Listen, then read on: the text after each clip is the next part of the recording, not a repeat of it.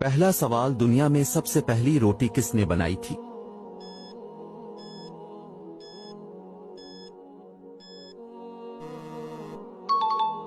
درست جواب ہے حضرت آدم علیہ السلام۔ دوسرا سوال، آٹے کی چکی سب سے پہلے کس نے بنائی تھی؟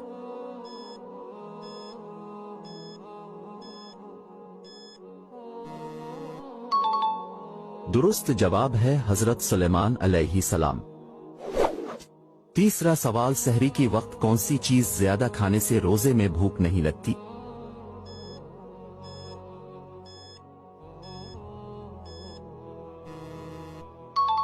درست جواب ہے دہی۔ چھوٹا سوال، حضرت آدم کا مزار کس ملک میں واقع ہے؟